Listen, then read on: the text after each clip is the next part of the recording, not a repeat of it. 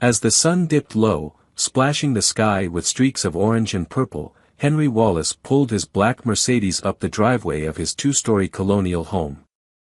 His fingers tapped lightly on the leather steering wheel, a rare smile creeping across his usually serious face. The business trip to Chicago had wrapped up ahead of schedule, a bit of luck that meant he could surprise his family by making it home for dinner. Through the windshield, he admired the house he'd poured so much into. The glow from the living room windows cast warm, welcoming shadows across the neatly kept lawn. The landscape lights he'd installed last summer flicked on automatically, illuminating the stone walkway to the front door. Megan's white BMW sat parked in its usual spot, right next to Emma's red convertible, a graduation gift that had cost him 3 months of overtime but was worth every penny to see her eyes light up. "Home sweet home," he murmured, switching off the engine. His briefcase felt unusually light tonight, lifted by the thought of sharing the good news about the Chicago deal he'd just closed, the biggest contract of his career, promising even more financial security for his family. As he neared the front door, laughter mixed with unfamiliar voices floated through the early evening air. Henry's steps slowed, his years in project management having sharpened his sense of when something felt off. The voices were male, young, and clearly not from the usual book club crowd or neighborhood friends. Sliding his key into the lock, he turned it with careful precision to keep it silent. Inside, the foyer was dark, but light spilled out from the living room, along with more sounds, now hushed giggles, whispers, and what could only be described as kissing. His heart pounded, but on the outside, he stayed collected. Setting his briefcase down soundlessly, he moved forward, each step steady, his years of discipline holding him together even as adrenaline surged through him. The voices sharpened as he approached the living room, a low male murmur, Megan's unmistakable laugh, and sounds he could barely bring himself to acknowledge. The sight that greeted him when he stepped in was seared into his memory in vivid detail. Megan, his wife of 18 years, was stretched across their $5,000 Italian leather sofa, her cream silk blouse, a gift from him, partially unbuttoned, the lace beneath exposed. Beside her, a young man he'd never seen had his hands in places that only Henry's had ever been, his mouth staking a claim that wasn't his. But as shocking as that betrayal was, it wasn't what shattered him the most. No, that honor belonged to what he saw on the love seat. His daughter, Emma, barely 18, still dressed in a tennis outfit he'd bought her for country club lessons, was straddling another stranger, her fingers woven through his hair as they kissed with an intensity that left no question this wasn't their first time. The briefcase slipped from Henry's fingers, hitting the floor with a dull thud that seemed to fill the room. Time seemed to stretch painfully, each moment etching itself into his mind in stark, painful clarity. He noticed every detail he didn't want to see, the half-empty wine glasses on the coffee table, the men's designer workout clothes, and the comfortable familiarity of their behavior. None of them reacted with surprise or shame. Instead, Megan turned to look at him, her honey blonde hair falling in waves over the arm of the sofa, lipstick smudged, her gaze, the same one that had once captivated him, holding nothing but an icy, mocking amusement. "You're always so good at wrecking our perfect evenings, Henry," Megan drawled, making no effort to pull away from her companion. Her words hit him like physical blows, each dripping with contempt.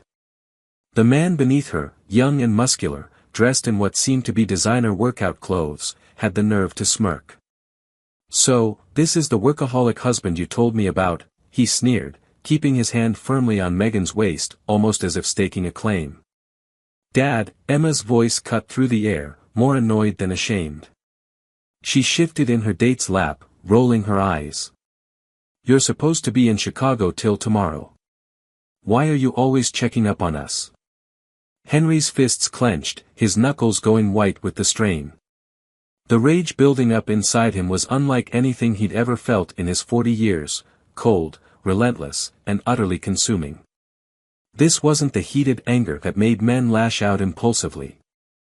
This was something else, something icy that froze him but left his mind razor-sharp. "Who are they?" he asked, his voice steady, controlled, despite the fury coursing through his veins. Years of handling demanding clients and project crises now served him well, keeping his exterior calm as his world unraveled. Megan sat up slowly, every movement a deliberate show of disinterest. She adjusted her blouse, though she didn't bother buttoning it, letting her date's hand linger on her skin.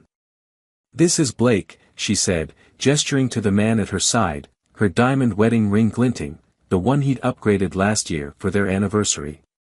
"And that's Ryan," she nodded toward Emma's partner, who looked hardly older than their daughter. "They're personal trainers from the country club." Her red lips curled into a smile that held no warmth. "They actually know how to make a woman feel valued, unlike some people." Emma tossed in a sneer, her fingers running through Ryan's hair in a way that was both mature and disturbingly practiced. Henry's stomach twisted. When had his little girl turned into this stranger? "They've been helping us stay fit," Megan continued, her tone thick with insinuation, "something you wouldn't understand, always buried in your files and project plans."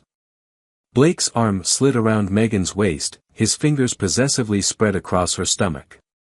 "Your wife's told us all about you, Mr. Wallace, the dedicated businessman, always at work, with no time for personal matters." Henry took another step into the room, his presence filling the space with a dangerous tension. The temperature seemed to plummet. "How long?" he demanded, his eyes locked on Megan. "How long have you been bringing them here, into my house?" "Your house?" Megan laughed, a sound sharp as shattered glass. Rising slowly, she let Blake's hands trail over her as she got to her feet. "Is that what you think, that because you pay the mortgage, this place is yours?" She waved a hand around the room, so meticulously decorated. "I made this home, Henry. I built this life while you were busy with your important projects and endless meetings. You built this?" His voice dropped, colder than before. "Turning our daughter into someone just as unfaithful as you. That's what you're proud of?" Emma leapt to her feet, her cheeks flushing with anger. "Don't you dare talk to Mom like that. She deserves to be happy. When was the last time you even asked her how she felt? When was the last time you bothered to come home for dinner instead of calling to say you'd be late?" "Listen to her, Henry," Megan's voice had a hint of triumph. "Even Emma sees it, you're never here, you're never present. You think just providing a nice house and fancy cars makes you a good husband, a good father." Blake wrapped his arms around Megan from behind, chiming in, "While you were busy building your version of the perfect life, your wife and daughter were busy living theirs, finding real connections, real passion." Henry's eyes locked onto the younger man, and whatever he saw in Henry's face made Blake's smirk waver. "You don't speak," Henry's voice was colder than ice. "You're not part of this, you're just a leech, feeding off the decay of what I've worked so hard to build. Don't talk to him like that." Megan snapped, though Henry could see the first crack in her polished composure. She'd anticipated him breaking down, maybe even pleading or trying to reason with her. This unrelenting, icy rage was something she hadn't planned for. "I'll speak to your boy toy however I see fit, in my house," Henry replied, each word deliberate. "The house I paid for with my 60-hour work weeks, just like I paid for the tennis lessons where you met them, the country club membership you used to charm them, the cars, the clothes, the entire lifestyle you've turned into your playground." Ryan stood up, trying to look tough, though he stood a few inches shorter than Henry. "Maybe we should just—" "Quiet," Henry interrupted him without even sparing him a glance. "You and your friend are leaving now, before I decide to make this even messier. They don't have to go anywhere." Emma protested, clutching Ryan's arm, her diamond tennis bracelet catching the light, the one Henry had given her for her 18th birthday. "This is our house too. You can't just boss people around like they're one of your construction workers." Henry looked at his daughter, truly looking at her this time. She had become a miniature version of Megan, the same sense of entitlement, the same calculated look behind her tears, the same complete disregard for anything resembling respect or morals. All his hard work, all his sacrifices to give her a better life than he'd had growing up, had created this. No, Emma, he said, voice steady, this is my house, every brick, every tile, every piece of furniture was bought with my money, maintained through my work. And I'm done watching you two tear apart everything I've built. You can't handle the truth, Henry, Megan laughed, though there was a nervous edge now, something in his stance that was beginning to unsettle her. You've always been the boring one, the safe one, the predictable choice. She ran a hand down Blake's chest, but her movements now felt forced, a performance. These men know how to make life exciting, they know what a woman really wants. Exciting? Henry's voice cut like steel. You want excitement, Megan? Then you're about to get your wish. He turned to Blake and Ryan, his expression so fierce that both men instinctively took a step back. You have 30 seconds to get out of my house before I call the police. And believe me, after 15 years of handling construction permits in this town, I know enough people on the force to make sure you both lose those cushy country club jobs. And they'll probably have some interesting questions for you about your other clients. The two men exchanged looks, their confidence quickly dissolving under the weight of Henry's cold fury. They might have been younger, physically stronger, but something in Henry's eyes told them he was the one they should fear most. This is ridiculous, Blake muttered, already heading toward the door. Ryan followed, casting an apologetic glance back at Emma, who responded with a strangled sob. Mom, Emma pleaded as her boyfriend retreated, do something. You can't let him do this. But Megan was watching Henry with growing hesitation. In 18 years of marriage, she had never seen him like this. She'd come to rely on manipulating his predictable patterns, his work-centered lifestyle, his tendency to keep the peace. This was something new, something that made her manicured fingers tremble as she clutched the edges of her half-buttoned blouse. You've both made a grave error, Henry said quietly, just as the front door clicked shut behind Blake and Ryan. You thought you could pull this off because I'm level-headed, controlled, always planning things out. A smile crept onto his face, and both women took a cautious step back. Well, you're right about one thing, I always have a plan. Henry turned and left the living room, his footsteps steady and unhurried. Each step up the stairs echoed in the stillness of the house, broken only by Megan's shouts to come back and Emma's angry sobs. In their bedroom, the master suite he'd renovated just last year according to Megan's every preference, he pulled a leather suitcase from the closet. His movements were calm and deliberate as he began to pack, folding each item carefully. In his mind, he was already mapping out the next few steps he'd take in this new, unwanted game. He heard the sound of heels on hardwood just before Megan appeared in the doorway. Her blouse was fully buttoned now, though hastily and slightly crooked. Her usual mask of calm confidence was slipping, replaced by something almost like fear. What are you doing? Her voice shook a bit. What does it look like? He kept packing, not sparing her a glance as he opened his bedside drawer and removed his passport, birth certificate, and other essential documents. You can't just leave, she cried, stepping further into the room. The scent of the expensive perfume he'd bought her for Christmas filled the air, but now it only reminded him of another man's hands on her. We need to talk about this, you're being completely unreasonable. Unreasonable? He finally looked at her, his voice like ice. Was I unreasonable when I put in extra hours to buy you that BMW? When I paid for your spa days, your shopping sprees, your jewelry? His eyes went to the tennis bracelet on her wrist, a match to Emma's. Tell me, Megan, how many of your little escapades with Blake did that bracelet fund? This isn't about the money. She moved closer, reaching out to him. He grabbed her wrist before she could touch him, his grip firm yet restrained. Don't try to manipulate me, not anymore. He let her go, turning back to his packing. You've shown me exactly who you are, Megan. You and Emma both. Now, it's my turn to show you who I am. What's that supposed to mean? Her voice held a new edge of fear. It means, he replied, zipping up the suitcase, that you're about to learn the difference between a man who's patient and a man who's weak. He brushed past her, carrying the suitcase downstairs. Emma stood at the bottom, her face streaked with tears, her expensive makeup smeared. "Daddy, please," she pleaded. "Mom's right, you're never here, you don't know what it's like." "Oh, I understand," Henry replied, not breaking stride. "I understand that I've worked 60-hour weeks to give you both everything you ever wanted. I understand that instead of being grateful, you both threw it back in my face." Reaching the front door, he turned to look at both of them. "And I understand exactly what I'm going to do about it."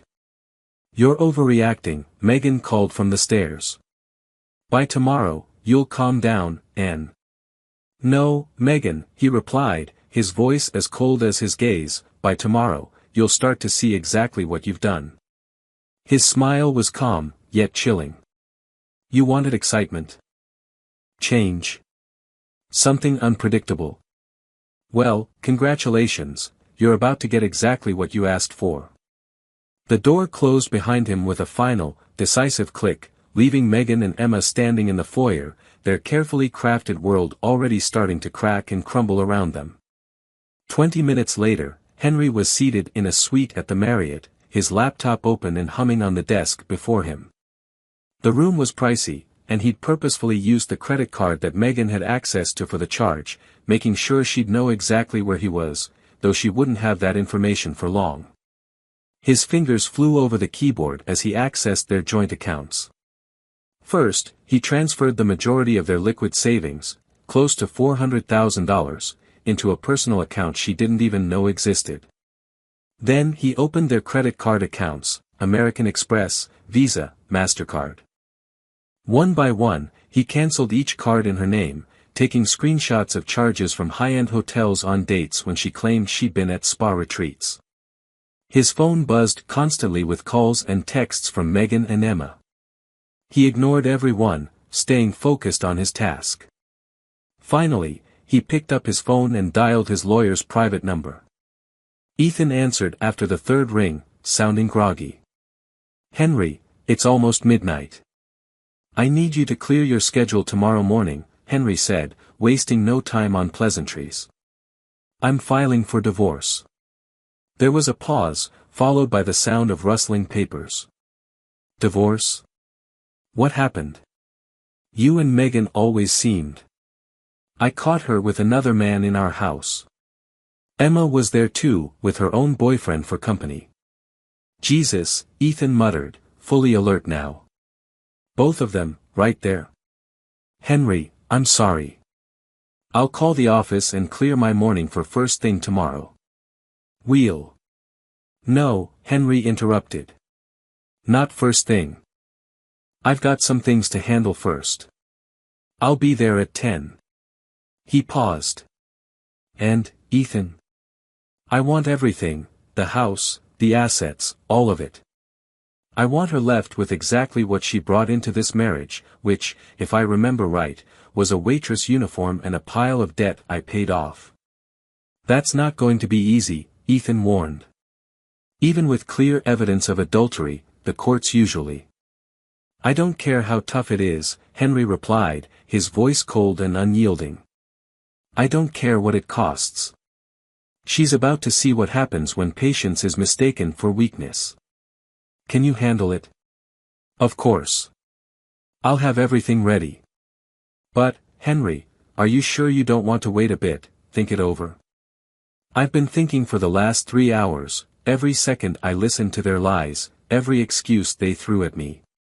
I'm done thinking. Now, I'm acting." He ended the call and turned his attention back to his laptop. Social isolation would be the next step. Megan's carefully built social status was her biggest pride, valued even more than his money. By tomorrow, her phone would be buzzing with gossip about her affairs. He knew precisely which of her friends to contact first, the ones who'd been envious of her all along, the ones who'd plaster on fake smiles while eagerly spreading word of her downfall. Another text lit up his screen. "You're being childish, Henry. Come home, and we can talk this through like adults. Don't throw away 18 years over one mistake." He laughed coldly. "One mistake? No, this had been happening for months, maybe years, those late-night tennis sessions, those spa weekends, those endless shopping trips that somehow never produced any bags." Henry leaned back, his mind racing with layers of plans. Megan had always accused him of being boring, predictable, safe. She'd twisted his stability into a weapon, using his commitment against him. Now, she was about to find out just how dangerous a man could be when he knows how to plan, how to wait, and how to control every single detail. Henry opened his email and began drafting messages to key contacts, his bank manager, his financial advisor, the board at the country club. Each message was crafted with careful professionalism, restrained yet containing just enough detail to ensure Megan's comfortable life would start unraveling with the rise of the morning sun. "You wanted excitement, Megan," he murmured into the silence. "Well, tomorrow's going to be a thrill." Seated in his office, Henry's fingers hovered over his keyboard as he logged into their banking portal. The memory of last night's betrayal, Megan with Blake, Emma with Ryan, still smoldered in his mind. His jaw clenched as he carried out the first steps of his plan with calculated precision. He transferred their joint savings into his own private account, the one Megan didn't know existed. Then he tackled the investment accounts, followed by the vacation fund Megan had been setting aside for her so-called girls' trips. One by one, he severed their financial lifelines. Finally, he dialed the credit card company. "Yes, I need to cancel all additional cards on my account," he said in an even tone. "Immediately." The representative's voice crackled through the speaker, "Certainly, sir. May I ask the reason?" "Unauthorized usage," Henry replied, voice cold.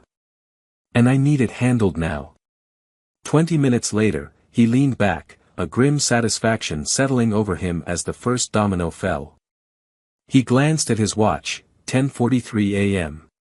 It wouldn't take long for Megan to realize what he'd done. Sure enough, at 11:27, his office door flew open. Megan stormed in, her face red with fury, clutching her designer handbag like a weapon. "You bastard," she shrieked, drawing the attention of several heads in the open office space beyond. "My card got declined at Nordstrom." Henry looked up from his screen calmly. "Did it?" he asked, his tone neutral. "Don't play games with me," Megan spat, slamming her hands onto his desk. "What have you done?" "I've taken back control," he replied, standing slowly. "Did you really expect me to keep paying for your lifestyle after what I saw last night? You can't do this to me." Megan's voice dropped to a low, venomous hiss. "I'll make sure everyone hears how you abandoned us, how you were never around." "Go right ahead," Henry interrupted, moving around his desk to face her directly. "Tell them how I found you and our daughter in the company of your trainers right in our living room. I'm sure that'll go over great at the country club." For a moment, Megan paled, but she recovered quickly. "You're nothing without me, Henry. I gave you status, connections." "No," Henry's voice was sharp, steely. "Everything we have, I built through hard work, while you wasted my money on your affairs. That ends today." "Mom," Emma's voice came from the doorway. She stood there, looking small and uncertain in her high-end workout gear, her makeup streaked with tears. "The gym cancelled my membership, and my card isn't working." "Perfect timing," Henry said, turning to address them both. "You can hear this together. From now on, you're both cut off. Complete financial independence, isn't that what you always wanted, Megan? Freedom from boring, predictable Henry. You're ruining everything." Emma shouted, moving to stand by her mother. "How am I supposed to live?" "Maybe try getting a job," Henry suggested coolly. "Or ask Blake and Ryan for help, they seemed pretty invested in our family last night." Megan's eyes narrowed dangerously. "This isn't over, Henry. You have no idea what I'm capable of." "Oh, I know exactly what you're capable of, he replied, sitting back down. That's why I'm doing this. He nodded toward the door as two security guards appeared, moving quietly but with purpose. Escort them out, Henry instructed, his voice like ice. Megan gripped Emma's arm, shooting him a look full of venom. You'll regret this, she spat. No, Henry replied, turning back to his computer. I only regret the years I wasted with you. After they left, Henry's colleague, David, stepped into the office. Everything all right? We heard some yelling. Better than all right, Henry replied, pulling up his email again. Just taking out the trash. The next phase of Henry's plan called for a different level of precision. He'd spent years cultivating relationships in their social circle, quietly building trust while Megan basked in the attention. Now, those connections would serve a new purpose. He started with Linda Hayes, the self-styled queen bee of their social circle and Megan's closest friend. He invited her to lunch at LeBlanc, Megan's favorite spot. Henry, this is a surprise, Linda said as she slid into the booth across from him. Is everything all right? Megan hasn't been returning my calls. Henry stirred his coffee slowly. Actually, Linda, there's something you should know. As Megan's friend, you deserve the truth. Over the next hour, he carefully laid out the story, watching Linda's expression shift from shock to horror to barely concealed satisfaction. He knew Linda had long envied Megan's position in their social circle. The trainers? Linda gasped. Both of them? And with Emma there? Henry nodded, letting a heavy sigh underscore his disappointment. Emma wasn't just there, Linda, she was involved. Linda covered her mouth with her hand. No, Henry, that's unthinkable. I wish it wasn't true, Henry said, glancing down at his untouched plate. But I thought you should hear it from me before Megan tries to spin her own story. By the time lunch ended, Linda was already typing furiously on her phone. Henry knew the news would race through their social circle faster than wildfire. The effects were swift and brutal. That weekend, Megan arrived at her usual tennis club to find her membership had been accidentally revoked. At church on Sunday, the pews around her were conspicuously empty. Invitations to charity events and committee meetings disappeared overnight. Emma felt the chill as well, her Instagram followers plummeted by the hundreds, then the thousands. Her so-called friends stopped responding to texts. Even her favorite boutiques, where she had always enjoyed VIP treatment, suddenly couldn't find anything in her size. A week later, Henry's phone rang with a call from Megan's number. He let it go to voicemail. You think you're so clever, her voice crackled, thick with fury and tears, but you can't turn everyone against me. I built this life, these connections. Henry replied with a single text, you built nothing. You just spent my money. The following day, he ran into Emma at their usual coffee shop. She looked different, dressed in plain jeans and a simple t-shirt, her makeup almost non-existent. Dad, she called, stepping into his path. Please, can we talk? About what? He asked, not breaking stride as he approached the counter. About everything. Her voice softened, barely a whisper. Mom's falling apart. None of our friends will talk to us. Even Ryan isn't answering my calls. He ordered his coffee, then finally turned to face her. Isn't this what you wanted? Freedom from boring, predictable dad and his rules. Go live your best life, Emma. Just don't try to do it with my money. I made a mistake, Emma murmured, her voice wavering. I was selfish, and I'm sorry. Sorry you did it, or sorry you got caught? Henry replied, picking up his coffee. Either way, it's too late. You made your choice, Emma. Now live with it. He left her standing there, tears slipping down her cheeks.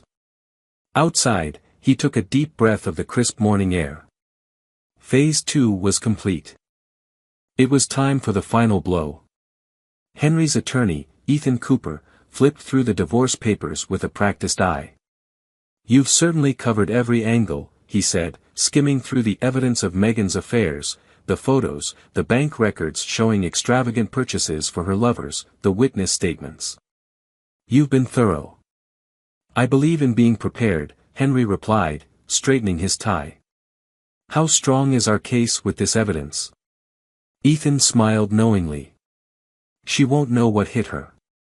"But, Henry, are you absolutely sure you want to go this hard? There's no coming back from a divorce like this." "That's precisely the point," Henry said firmly. "Complete severance." The initial hearing was set for a Wednesday morning. Henry arrived early, dressed sharply, each document meticulously organized in his briefcase. He waited in the hallway outside the courtroom, watching as Megan arrived with her attorney, not the high-powered lawyer she'd hoped for, but the best she could now afford. Her designer outfit looked a bit worn, her jewelry noticeably absent. "Henry," Megan called out, hurrying toward him, her voice shaky with desperation. "We need to talk before this goes any further." "Everything goes through the lawyers now, Megan," Henry replied, refusing to look her way. "Please," she softened her tone. "I know you're angry, but think about Emma. Think about everything we've built together. We can work this out." Henry finally turned, his gaze cold and unwavering. "Our life together was a lie, Megan. You made sure of that." "Mr. Wallace," the bailiff announced, "we're ready for you inside." In the courtroom, Henry listened with satisfaction as Ethan meticulously presented their case. The evidence was overwhelming: photos, bank records, witness statements. Megan's face grew paler with each revelation, her lawyer scrambling to pivot, attempting to paint Henry as a distant husband. But the tactic backfired and Ethan presented records of every family dinner Henry had organized, every vacation he'd planned, and every thoughtful gift he'd given, all while Megan had been funneling their money into her affairs. "Furthermore, Your Honor," Ethan continued, "Mrs. Wallace's recent attempts to transfer assets from joint accounts indicate a pattern of financial misconduct that began well before her infidelity came to light." Megan's lawyer jumped up. "Objection, Your Honor. Speculation." "Actually," Henry interjected, pulling out a new document from his briefcase. "We have evidence to support that claim." The papers detailed Megan's attempts to open offshore accounts, each transaction time-stamped and documented during Henry's audit of their finances. The judge's expression grew stern as she reviewed the documents. "Mrs. Wallace, this is extremely serious." Megan broke down in tears, but Henry noticed her glancing at the judge, gauging her reaction. Some habits, he thought, were hard to break. "In light of this evidence," the judge continued, "I'm issuing an emergency injunction to freeze all remaining joint assets until the final dissolution. Mr. Wallace's petition for temporary exclusive control of marital finances is granted." Outside the courtroom, Megan grabbed Henry's arm. "You can't do this to me," she hissed. "I'll expose everything about you, every dirty secret." "Go right ahead," Henry replied, calmly peeling her hand from his arm. "My secrets don't include sleeping with trainers in front of our daughter." He paused. "Speaking of Emma, you might want to check on her. Last I heard, she was packing up her things." "What? Why would she?" "Because I offered her a choice," Henry replied. "She can come home, agree to go to college, and make a fresh start. Or she can stay with you, wherever you end up." Megan's eyes widened in shock as Henry walked away, leaving her standing in the courthouse hallway, her carefully built world crumbling around her. 2 days later, Henry sat in his attorney's office, going over the final divorce settlement. Ethan laid out the documents on the desk, highlighting key points. "The offshore accounts were the turning point," Ethan explained. "Once we proved she was hiding assets, the judge had no tolerance for her claims of unfair treatment. You get everything, the house, the investments, even her trust fund." "And Emma?" Henry asked, though he already knew the outcome. "Full custody, though since she's 18, it's mostly symbolic. Ethan shuffled some papers, pulling out a thick folder and spreading it open on the desk. But there's something else you need to see. Inside were years' worth of bank statements, credit card receipts, hotel reservations, all under Megan's name, dating back 5 years. We uncovered these while tracking the offshore accounts, Ethan explained, spreading out more documents.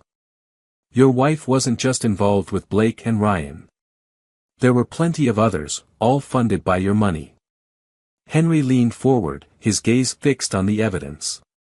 Each page told a story of betrayal, luxury hotels, expensive jewelry, secret vacations. And names, so many names. Some of these men were from your industry, Ethan continued carefully. Clients, partners, competitors. She was strategic. Henry's jaw tightened as he recognized the names, each one stoking the fire inside him. She was working her way through my entire professional network. And she kept meticulous records, Ethan added, sliding over a small notebook. Company secrets, business plans, personal details, she was stockpiling information, building a blackmail portfolio. As Henry flipped through the notebook, his anger transformed into a cold, calculated fury. This wasn't just infidelity, it was espionage. Precisely, Ethan nodded. And here's the worst part, she was grooming Emma to continue in her footsteps. The evidence was damning, emails to business associates introducing Emma, plans for private meetings, assurances of discretion. Megan had been preparing her own daughter to carry on her manipulative legacy. I want her completely ruined, Henry said quietly, his tone unyielding. Destroyed beyond recovery. The judge reviewed this evidence earlier this morning, Ethan said with a grim smile. That's why I called you in. The final ruling will be delivered in an hour. Would you like to be present? The courtroom was nearly empty as the judge prepared to announce her decision. Megan sat alone at her table, her lawyer having quit once the new evidence surfaced. She looked small, scared, nothing like the confident manipulator she'd once been. In light of the overwhelming evidence of financial misconduct, emotional abuse, and conspiracy to commit blackmail, the judge declared, this court finds in favor of the plaintiff, Henry Wallace. All marital assets are awarded to him, including any contested offshore accounts. Megan started to cry, but the judge wasn't finished. Furthermore, Mrs. Wallace's attempts to involve a minor in her schemes warrant additional measures. I am issuing a restraining order barring her from coming within 500 feet of either Mr. Wallace or their daughter. No. Megan shot to her feet. You can't keep me away from my daughter. Sit down, Mrs. Wallace, the judge ordered. Unless you'd like to discuss the criminal charges this evidence could support. Megan sank back into her chair, defeated. Henry watched with a calm expression as the judge stripped away everything Megan had spent years scheming to build. Outside the courtroom, Megan made one last attempt. Henry, please, she pleaded, clutching his sleeve. I'll tell you everything, every man, every secret, every deal. Just don't leave me with nothing. Henry slowly peeled her hand from his arm. Goodbye, Megan. Don't contact me or Emma again. You can't do this, she screamed after him, her voice cracking with desperation. I made you. I gave you everything. Henry paused, turning back one last time. No, Megan. You only showed me who you really are. He paused, his gaze steady. And now everyone else knows, too. 3 months later, Henry stood in his new office, gazing out at the city lights.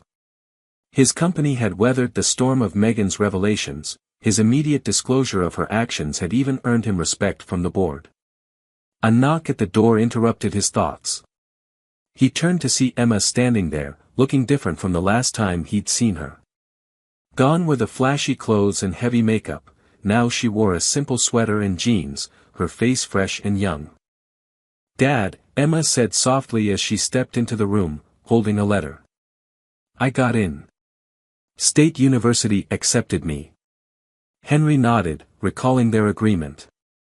After the final hearing, he had given her a choice: go to college, live by his rules, and work to rebuild their relationship, or follow her mother's path alone. "And your mother?" he asked, though he already suspected the answer. "I haven't spoken to her since the hearing," Emma admitted, her voice barely above a whisper. She keeps trying to reach out, but after what she planned," she shivered. "I can't believe I almost let her turn me into," she looked down, unable to finish. "You didn't," Henry said, his tone steady yet gentle. "You made a different choice." "Because of you," Emma replied quietly, a small, grateful smile crossing her face. "Even though I didn't deserve a second chance." "No," Henry agreed, his voice firm but kind.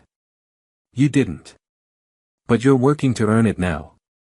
He turned back to the window, sensing that she wasn't finished. She fidgeted with the letter in her hands, then finally spoke up. "Dad, do you think you'll ever be able to forgive her?" Henry watched his own reflection in the glass, memories flickering through his mind, the notebook full of betrayals, the plans she'd made to manipulate their daughter, the years of deceit. "No," he replied, simply and honestly. "Some things can't be forgiven." Emma nodded slowly, a newfound understanding settling in her expression. "I understand that now. I really do." They stood side by side, both gazing out at the city lights shimmering like distant stars. Henry had lost a wife but had saved his daughter. More importantly, he'd taught them both that actions have consequences, that betrayal comes with a cost. And for him, that was enough.